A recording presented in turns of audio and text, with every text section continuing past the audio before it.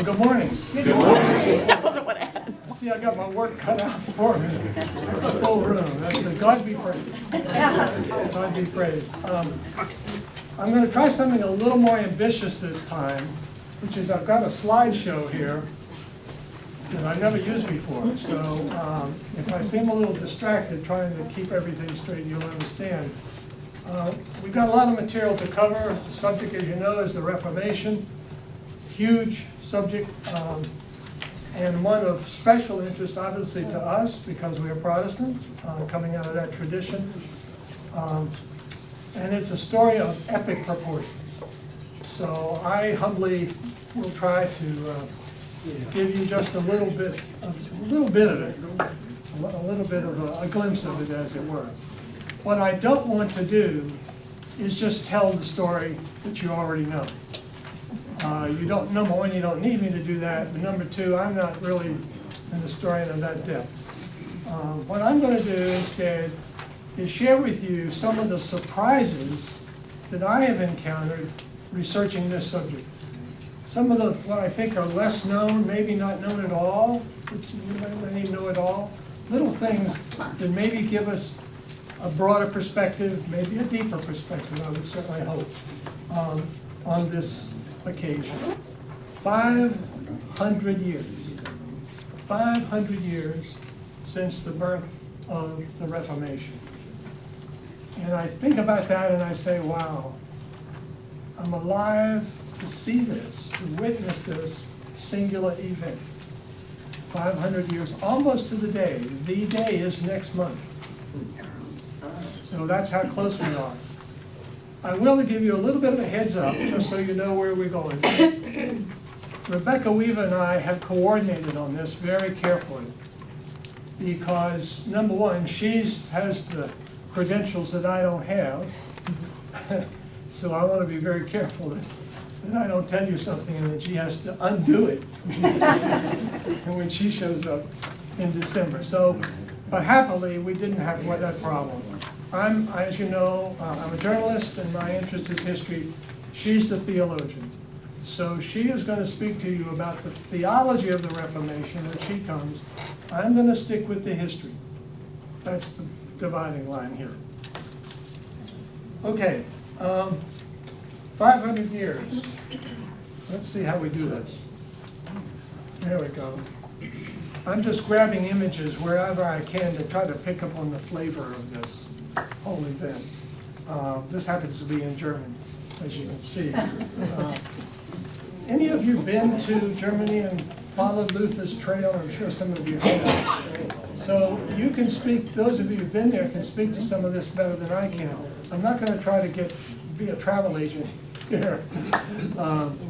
But Germany, as you probably know, and if you didn't know, you can certainly guess, has made a huge deal out of this occasion. It is their time to shine. And they have tried to do it very humbly, given the Nazi history. So they've tried to say, we celebrate being German, and it's important because, and here's what we want you to know about us, but they're doing it in a modest way. And if you get on the internet or whatever, you'll encounter this. I give them credit. They've done a beautiful job. In particular, no surprise, the little town of Wittenberg has really gone all out for this. They had a festival. They didn't call it that, but that's what it was. It began in May, and it just ended about a week or so ago in the little town of Wittenberg. Okay, what I want to do, I'm going to structure this with some questions. Just little questions to give us some point to start. First question is, what's in a name? You may or may not know that Martin Luther was actually born Martin Luther, spelled with a D. D is pronounced like a T. Martin Luther, his father Hans, you see right here. Margareta was his mother.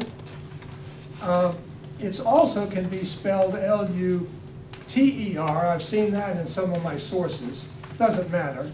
Still pronounced the same. And you can see here I found a sermon that had been printed and published in 1519, and the cover of that spells his name in Latin, L-V-T-T-E-R. It puts the second T in there, the V being pronounced like a U. In 1501, when Martin Luther applied to go to college, that application has survived. And this is how he signed his name in Latin. He's being very academic. Martinus Luther, he goes back to the D.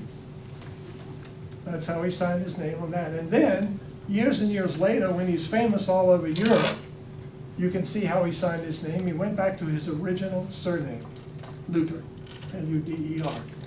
The D following that name is for his doctrine. That's what that's all about, okay? And of course, we know him as Martin Luther. So, what's in a name? Just a little background there for you. Now, we all have this image of Luther, the classic image, the one that we all connect to, we all relate to, what seems to be literally the very minute that the Reformation began. Luther at the door. What an image, what a profound image. Can't make this up, it has to happen, right? Now this is a very stylized image that I happen to pick here. May or may not be realistic. Nobody knows, by the way. We have no eyewitness account whatsoever. I'm going to tell you about that in a minute. I picked another one that I like. I think this is more realistic. I also like the expression on this man's face, this Martin Luther, because you wonder what was in his mind at the moment. He could not possibly have realized what he was about to do. For him, it was an academic exercise. He was just trying to start a conversation. Typical thing for he was a professor at this time of theology in Wittenberg, and this is what happened all the time. If you wanted to have an academic discussion, you put a little notice somewhere that your peers would notice, and maybe you could get something going. But with his expression, I'm just wondering, is he wondering, is anybody watching? Anybody seeing what I'm about to do? Maybe I shouldn't be doing this, who knows? What was in his mind? We'll never know. Okay, Luther at the door. Now, because this is such a foundational story, something that you've heard all your life, you probably have never asked the question, did it happen? Wait a minute, what do you mean, did it happen? Of course it happened. I mean, what kind of ridiculous question is that? Well, that's the kind of question journalists ask. And happily, it's the kind of question that historians ask, so you can research it. Did it actually happen? Well, one reason you might think it's a ridiculous question is that Martin Luther was a profound writer. I mean, he turned out mountains of material in his life. Sermons, essays, pamphlets, books, you name it. And most of those have survived. You can spend the rest of your life reading Martin Luther. Surely he must have mentioned this dozens of times. I mean, come on. Nothing. Nothing. He never mentions going to the door of the church to post anything. What? Oh, wait a minute. So, how do we know? Well, there's another source, a rich source of information about Martin Luther. He loved to have informal meetings with his students. They'd get together, shoot the ball, I don't know, maybe they had some refreshments. In any case, his students, praise be to the Lord, took notes on most of these conversations, even though it was not classwork. This was just informal, getting together with the professor. And most of those notes have survived, those student notes, and they have been edited and compiled into a book. If anybody here raised Lutheran, besides my dear wife, Well, this is, if you're a Lutheran, you better own this. Martin Luther's table talk, the talk around the table. What did the students write down? It's organized by subject. So if you're only interested in what Luther had to say about prayer, it's right here, all collected for you. The Holy Ghost, what did he say about the Holy Ghost? What did he say about the Antichrist? It's all here. Well, you get the idea. So this is a great source. What does it tell us about the nailing of the theses to the door? Nothing. No mention. No mention whatsoever. You can see how bad this is getting. So the only other thing I could think of that would tell us this would be the records of the church itself, because he put it on the door of the church. Did anybody keep track of what people were putting on their door? I mean, could you just go up and nail anything there, or did somebody keep track of it, keep a record, etc.? No.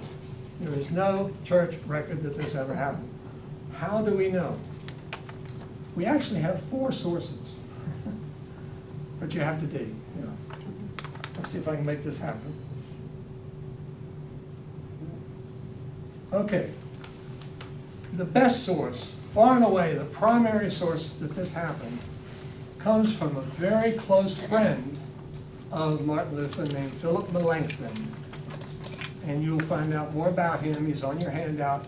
We'll talk about him one more time. But the main thing to know is he and Luther were like this. They were both professors at the University of Wittenberg. And Melanchthon was his, Luther was the senior.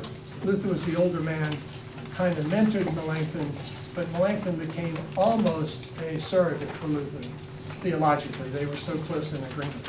And there were occasions when Melanchthon had to jump in and take Luther's place for whatever reason, temporarily. Anyway, the point is, Melanchthon, after Luther dies in 1546, years later, Melanchthon publishes a little biography of his mentor. And that's where he says, on the eve of All Saints' Day, October 31st, 1517, Luther went to the door of the church and posted his 95 Theses. Melanchthon is the source for this, the primary source. Had he not written that down, we might not know. Because the only other sources that I've put here for you are secondary. They only kind of say it happened, but we have, as you know, you have to be careful. You don't want to read too much into historical evidence that this is so old. His secretary, much you can see years later, 1537, a manuscript is not a manuscript. Somebody finds a Bible. I didn't really get into this too much. Somebody finds an old Bible that Luther actually used. And one of his secretaries, this man George Rohr, whoops, we're losing this already, had written in the margins of the Bible, and one of the notations in the Bible says Luther posted the theses on the church door. So it makes reference to that. So that would appear to confirm Melanchthon, no question about it. We also know one of his biographers, and you can see the date here, 1565, so it wasn't that long after Luther lived. One of his biographers also mentions this, but he tells us something that we didn't know. He said the theses were printed. It wasn't a case where Luther wrote this all out and puts it on the door.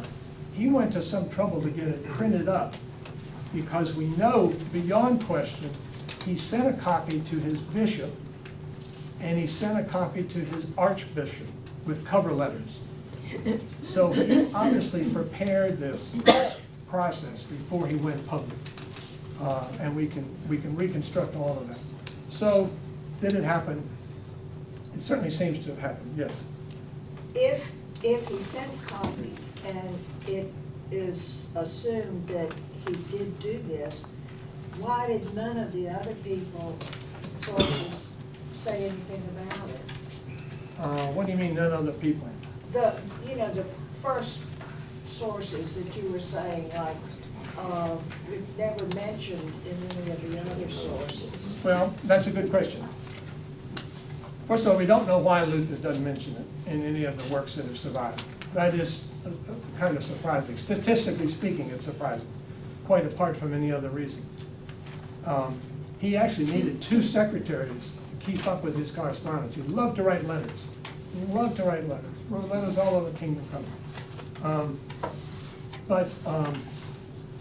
Melanchthon, see, here's the problem. Both Melanchthon and the secretary, George Rohrer, were not in Wittenberg in 1517. They hadn't gotten there yet. So they were not eyewitnesses to it. They had, wherever Melanchthon found out it happened, we don't know how Melanchthon even knew it happened. We don't know his source. That's part of the problem. Now, the last man, this Hans Vogt, he tells us, this is a much later source, but he mentions that Luther himself celebrated the event, I think it was 10 years later, when it was on All Saints' Day, and he had a toast. He lifted his glass and said, he toasted that day 10 years ago when he went to the door. The problem for the historian there is he's toasting it on All Saints' Day.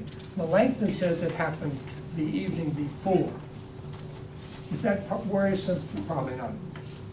Anyway, I'm making a big deal out of this just so that you understand the complexity of trying to reconstruct the life of even somebody as famous as Martin Luther. What's in a name? Okay. Now, having said, did he do it? We can reasonably assume he did. Next question is, where did he put the theses? Now you might say, well, goodness gracious, he put it on the church door, right? Come on. Well, yeah, except in Wittenberg, there were 2 churches, not one. So if you're going to be a good historian, right, you kind of want to know which one he went to. This little map, this wonderful little map, which is, I'm translating it, the state of Luther, Lutherstadt, the state of Luther, Lutherland, if you will, the place of Luther. This is the map that the town gave out this year to the tourists, so they could kind of get the flavor of the town, the street names. Well, it's all in German. If you look down, let's see if I've got my cursor here. Whoops, I went too far. Let's go back. I'll point here for you. You probably have a hard time seeing this. Down here is the Castle Church, the church, what's called Castle Church. It's also called All Saints Church or the University Church. This is the building where the university got started. They had meeting space in there, plus a worship, plus a sanctuary. It's quite a beautiful church, actually. But this is where the academics would come. The students were there, the faculty were there, that's where they would worship, that's where they would meet. Eventually, the university is going to build another building to augment this one. The other building is going to be down at the other end of town. It's a very small town, right? You can walk just these few streets. But this is Castle Church. The other church is way up here in the middle. It's called the Town Church, otherwise known as St. Mary's or the Parish Church. This is where the ordinary folk come to worship. The folks who live outside of Wittenberg and the townspeople, the artisans and so forth. So we have 2 churches, each with 3 different possible names. So which one did Luther go to? Well, he was an academic, he was a professor, so he went to Castle Church. And I'm sure, I like this little map here. I mean, the picture. This is actually, you can see the date on this, 1536, so we were very close. Luther's alive and living here when it looked like this. So we're really very fortunate to have this portrait. You can now clearly see Castle Church over on the left and the Town Church with 2 towers. Town Church has twin towers. Castle Church has a single tower. You can clearly see the layout of the lamp. And just so you know, it's always fun to know little things. Luther himself lived in an old monastery, which was way down at the end of town. It's still there. It's called Luther House. That's where he actually lived. Some of his students lived there too, I think. He was a monk, remember, an Augustinian monk. He was also ordained as a priest. Wasn't he married? He eventually married, and that's where they lived. Oh, Yep. okay. He remained in Wittenberg the rest of his life, living, not traveling most of them. Okay. I'm in your way, aren't I here? Okay. Okay, Castle Church. Now, let's look at, there it is. That's the way it looks today. You can see on the side of the tower the big banner they put up to promote this year, the 500th anniversary. Quite an impressive structure. Those of you who have been there. The whole town is charming, I guess you could say. Now, let's look at the door. The door. This is not, you won't be surprised, this is not the original door. Which was wood, obviously, if they're going to tack something onto it. Although one scholar said he glued it. Isn't that interesting? Anyway, He would. the door has been replaced. Elmer's. Obviously, they've gone to enormous lengths to preserve this whole structure. I don't know, as I stand here, maybe somebody can tell us, I don't know how much this resembles the door when Luther was there. I'm not absolutely sure that everything we see here was there when Luther was there. It doesn't really matter, but this is the way they preserved it today. The door is now metal, for obvious reasons, to protect it. Okay. Now, the next question. This is a biggie. When, I want to pick up on the dating of the Reformation as one way to think about this, a way that you might not have thought about this at all. The dating of the Reformation.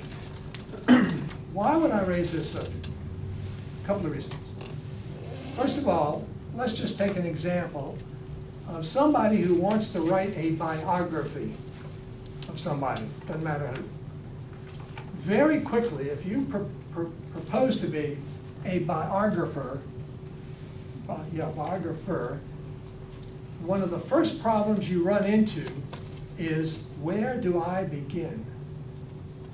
Where do I begin telling the story of this person's life? Now, the traditional answer is you start with the date of birth. And in this case, we have a date to work with, right? October 31st, 1517. So why would we need to discuss the dating of the Reformation when history has put it right here on a piece of paper? Well, we know, I think you already know the answer, which is that when we are born, it's not really the beginning of our life in every way we might think of that. Yes, it's the biological beginning, or not even literally the biological beginning, but we are made up of a lot of other, call it what you want, elements, factors, forces, influences. I'll let you pick the right word. We are more than biology. We are also culture. We're also time and place. What was happening to our parents, our grandparents, our great-grandparents, all of those factors are going to come playing in. So if we back up from the Reformation, we back up from October 31st, there's a lot of other things that might help us understand not when the Reformation began, but when it really began. That's what got me hooked, because I stumbled on another way of thinking about the Reformation and the beginnings, its roots. And that's what I want to share with you right now. To do that, this is the town in which Luther was born, Eisleben, Germany. This is the town.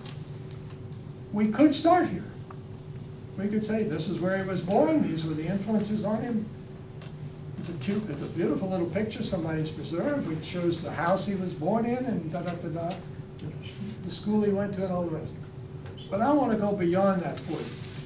But here's how I want to do it. I'm going to pick a very unconventional way. I've given you a handout.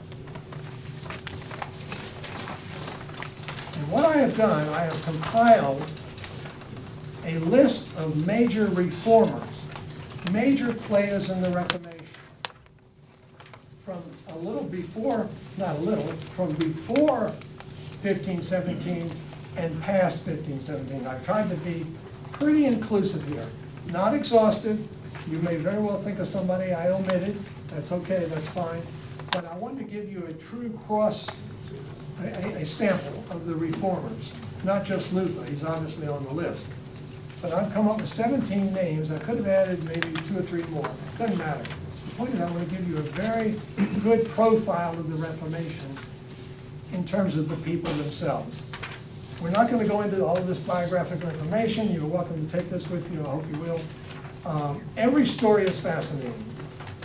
Every story is fascinating. I had to read up on each one of these people. Everyone is fascinating. Each one played a significant role. For example, I'm just going to give you some quick examples here.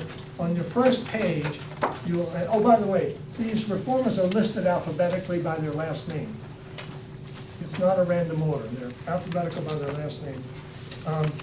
Number 7 on your first sheet is a man named Erasmus.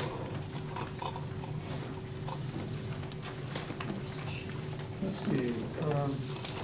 Here he is. Oh, by the way, let me go back. What I did here, I gave you a woodcut of the selling of indulgences. Now, we're not going to talk about this. This is such a well-known part of the story, you probably already know it. You can read up on it, it's fascinating. The Catholic Church selling indulgences.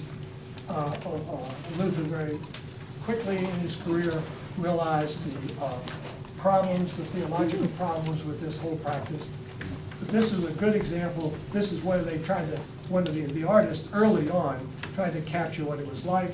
You can see up here is the agent, the sales agent for the indulgence. It's a piece of paper, it's a certificate that you buy, and then the money changers are down here, collecting the money. So it's a great representation of the reformers and what they were all protesting against. Okay? Although that was not necessarily the big issue for any one of them. There were other issues in play. Okay, there's Erasmus. You cannot read about the Reformation without reading about this man. He's from Holland. I won't go into it now. Very important player. He was a humanist, almost the father of humanism, or a father, you could say, maybe. Anyway, page number 2. We switch to page number 2. There are 2 people there. The first is a man named Jan Hus. Again, you cannot read about the Reformation without reading about this man. An incredible story of what this man went through. He predates Luther by 100 years, and he was already recognizing the problem with indulgences a century before Luther. Amazing, amazing man. Let's see. Also on this list is number 12. I've already told you about him, Philip Melanchthon. Again, you cannot study the Reformation without him. And then page 3, you've got number 17, the last. This is Bingley, a Swiss person. Again, very famous. Played a very important role in the Reformation. So that gives you a good, I think I have a picture. There's Philip Melanchthon for you. And there's Bingley. Okay? Happily, we have lots of portraits of these people. Now, on the last page, at the bottom, I've given you the places to which or with which the reformers are associated historically. Now, why would I do that? Well, what I've done, and you'll see they're listed alphabetically, I have plotted those places on a map of Europe. The red markers, the red flags, are each red flag is a city. You don't have to read you don't have to care which flag is which city, it doesn't matter. I'm gonna tell you in a second why that's the case. And I want you to have the big picture, because we're working from macro to micro here. And you can see the distribution of the red flag.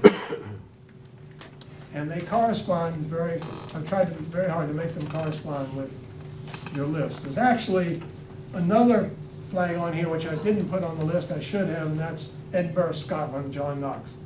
But he's on the map for you, okay? Now, I also put on the map. It's also roughly the geographical shape of the Holy Roman Empire. It's roughly the shape of the Holy Roman Empire, yes it is. You'll see a couple of yellow flags on there. Why are they there? Because we forget that all kinds of things were going on in the 1400s and the 1500s at the same time Luther lived. Luther was turning the world upside down, right, theologically. But there were several other people turning the world upside down in other ways, one of whom was Copernicus. He finished his manuscript right about the time Luther went to the church door, within a few years. Can you imagine a world living at a time when those two things coincide almost within a few years of each other? I have put, let's see here. I've got Copernicus, I'm going to point out to you. He's way over here in Poland. He was Polish. He worked for the Catholic Church, by the way. Isn't that interesting? And I have also put on here Gutenberg, the printing press invented in the mid-1400s. I'm going to recommend a book to you. It's called Brand Luther. It's a relatively new book. It explains in great detail the relationship between Luther and the printing industry of Germany. Once you understand that relationship and the power of that technology, which was rapidly improving, played right into his hands. Even he didn't realize at first what he had his hands on. And I won't go into all of that. You can read it in the book, Brand Luther. The library probably has it. It's on Amazon. Are you saying B as in boy? B-R-A-N-D. Brand, like a brand, like I got you. Xerox or Microsoft. Okay. And I've also put on there, what else I put on there? Oh, the telescope. Over in Holland. The telescope. Remember, Copernicus did not have a telescope.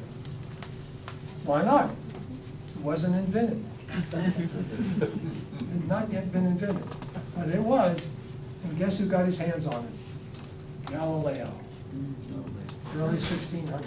See all this coming together? Yeah. These forces, how they intermix? So I wanted you to get the big picture, not just of Luther, but of this whole process, this whole shake-up of the Western world. Now, Lee's already picked up. I'm going to ask you another question. Well, I'm going to raise another question. Do you see here any pattern?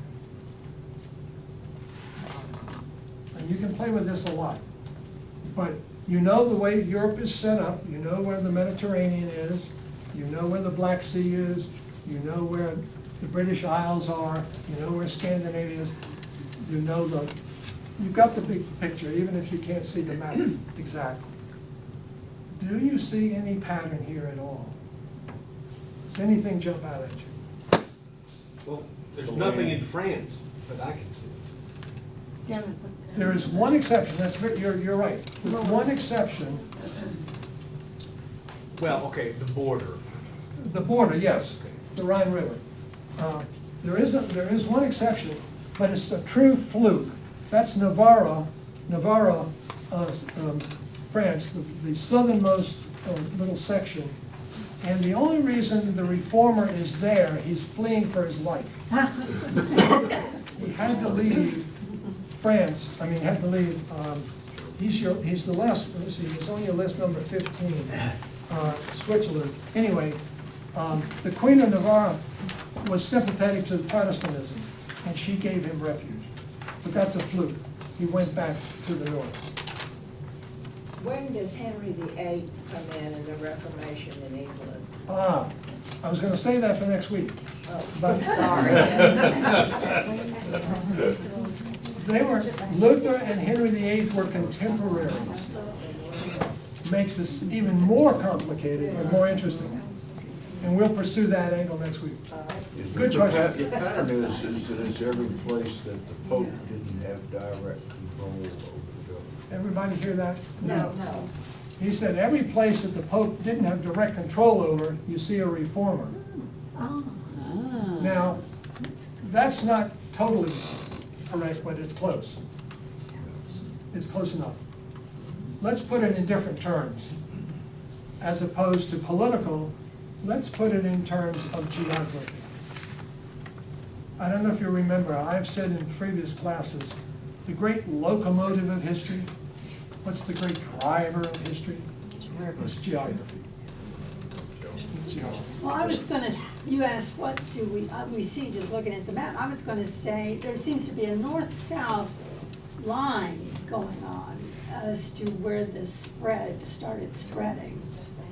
There is, and what's interesting about it, geographically, you can call it a north-south line, but you can see all the reformers, no exceptions, are north of the Alps. And, this is very important, they are east of, mostly, not entirely, mostly east of the Rhine River. Oh, okay. North of the Alps, east of the Rhine.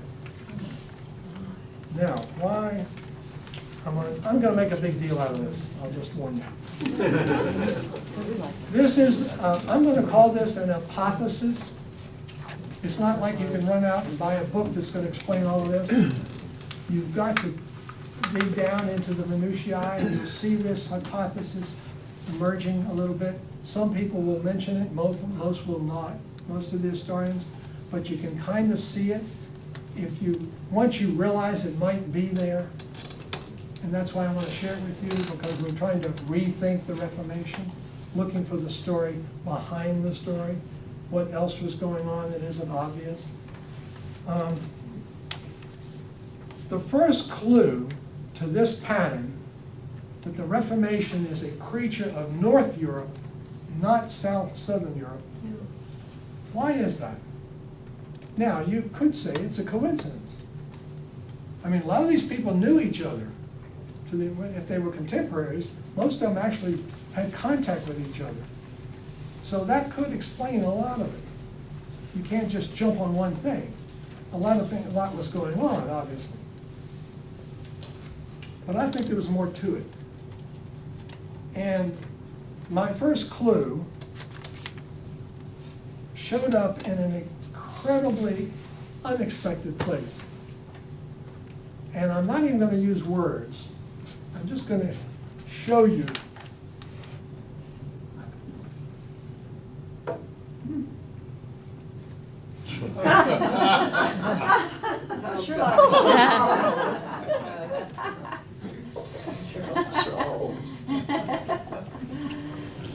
Sherlock Holmes, yes.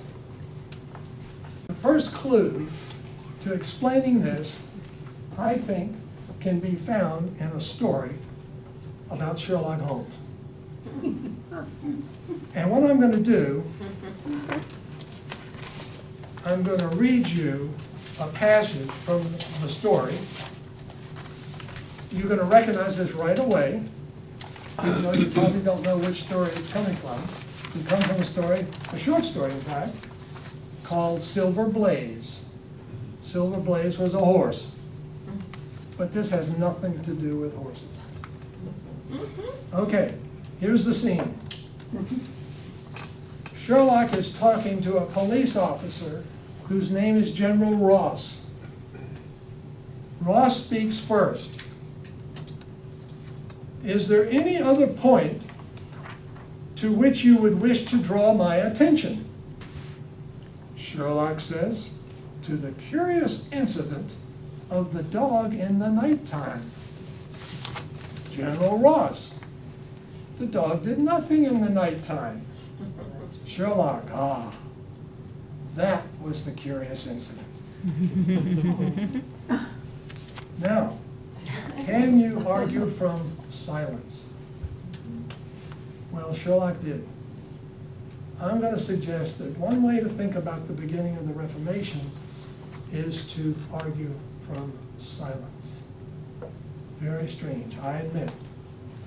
You have to kind of trust me at this point. It's only an hypothesis. I'm hoping you'll take it home and play with it and do your own research. Okay. Here's another. Now this will help you again. This is another way of thinking about this geographical pattern. The green and the red and the purple are all Protestantism, with the exception of a few enclaves of Protestantism in the south which developed. You can see again we have a northern phenomenon here. I like to think of it as counterclockwise. The Reformation beginning in the middle of Germany, and then it spreads out counterclockwise into Eastern Europe, all through Scandinavia, into the British Isles, and back to France. Just my way of thinking about it. Okay. So Stuart, if you thought about the other places, the yellow, Yes. that was all, Catholic. the church was fully based in the Latin language. Yes. The areas north of the Alps and east of the Rhine were all basically Germanic-based. Anglo-Saxon. Yeah. The church was taught in Latin, Yeah. and the people who spoke German couldn't understand it. So there was a hunger for what was going on. And a good point. He's saying, you know, if you didn't know Latin and you were in North Europe, it would be harder to relate to what the church was saying. Yeah. Plus, a lot of Catholics didn't understand Latin either. So the priest was reading you the Bible in Latin. While we're speculating, I've heard Constantine mentioned. Constantine moved from Rome over to Constantinople. He did. Which is all the east of there. Does that have a... He's asking about the role of the Eastern Church, the way it evolved. Yes, that is a factor, but it's a factor that comes into play later. And I'll mention a little bit about that, not today. Okay. Whoops. Let's see. Okay, curious incident I've given you. Let's do this. It's almost time to stop. The next segment, why the dog in the night, I'm even mentioning that. To lay this out for you is complicated. So let me tease you a little bit. Let's not even start on that today. Let's hold that till next week. You'll see where I'm going with it next week, but it is complicated, and I'm guessing you've never heard this before. So I want to be very careful that I'll lay it out for you as best I can. Fascinating narrative.